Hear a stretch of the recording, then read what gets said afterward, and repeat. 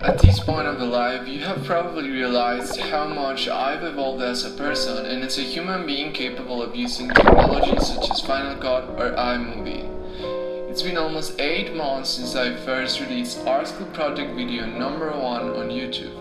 From having 40 to 44 views for the first week, 0 subscribers, and a big amount of fear, up to 3,099 views for the whole channel today, 20 subscribers, and meeting the love of my life. How did this happen? In terms of numbers, I haven't even reached half of the subscribers YouTube asks me in order to be able to change my default channel's name. My last video has 37 views.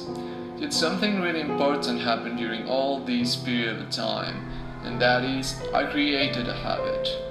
Summer 2015, I woke up on the 28th Street subway station of Manhattan without my friend, sunglasses, nor the Canon camera that my sister had gave to me before I moved to New York. Hence, I became an SBA Fine Arts Department lab regular, and by discovering that I could borrow not only cameras but any sort of equipment such as pocket projectors, tiny sort of rackets instantly arrived my head. One of those occurred when I was arriving the SBA 16th Street building. A vision of me going inside a church with a GoPro stick to my head appeared, just before noticing that 2 or 3 GoPros had just arrived at Fine Arts Department lab, and were ready to be borrowed. I did make a church video piece which ended with a priest asking me to turn off my camera, and which I am now releasing for the first time here on YouTube. I became obsessed with GoPro. For the first time I felt I could perform 24/7 and document it at the same time even on first person. I was fascinated.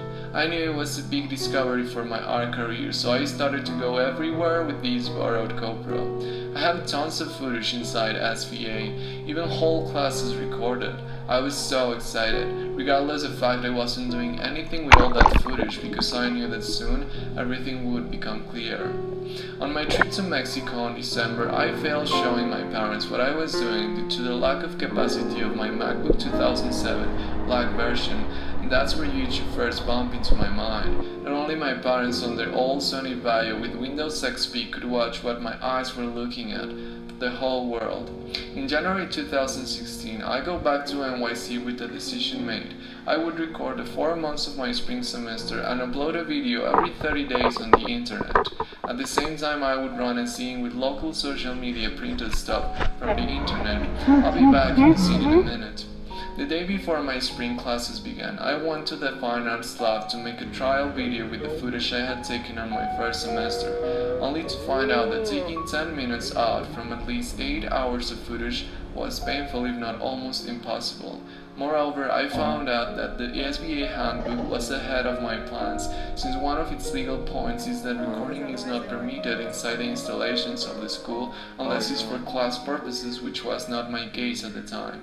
This of course changed the project itself completely. I wouldn't be able to record anything happening inside the School of Visual Arts, but I would be able to record live. Now it was New York City becoming my studio, and not only my classmates but also anyone around the streets would become my colleague. I knew I had something great just at the tip of my body.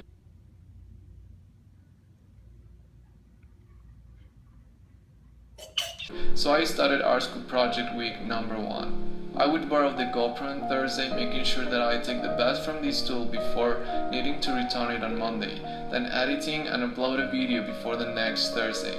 I recorded from a discussion with my best friend at that time, Mark Chaffee, to my trip to Upper Manhattan to the supposed meet and greet with Banksy at the Waldorf Astoria. On Tuesday, I would be editing and uploading the video for at least 5 hours, plus creating a thumbnail on Illustrator of myself aside one of Duchamp's most famous pieces, using the techniques I just had learned on my computing class with Olga Povarchuk. I wasn't very happy with the amount of time I would need to invest for each video per week when I looked at the long run, knowing that aside I had the scene and college projects. But I knew I had to do it, so I made the commitment. I borrowed the GoPro from the Fine Arts Department lab every single week from the 4 months of the spring term. It became a lifestyle. It changed my life. I became addicted to it. By May 4, 2016, end of my freshman year at SBA, I had made 16 art school project videos so far, but I didn't want to stop.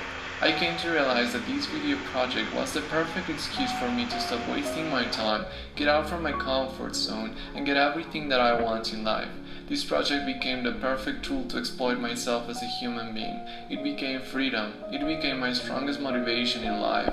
I loved the feeling of having a weekly deadline of pushing and beating myself. I was video. Instead of living, you are recording, some people said.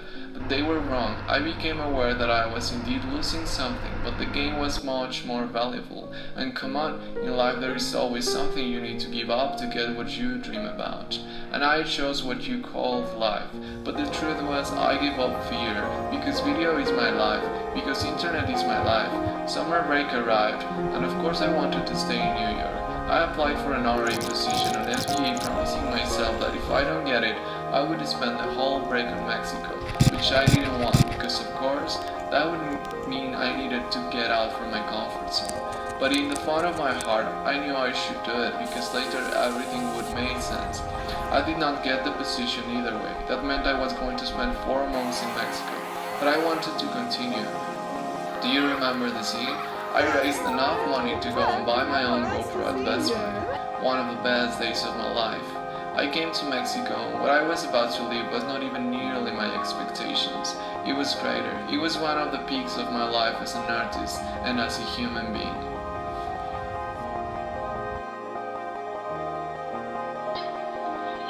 I fell in love with EdgarAlan book.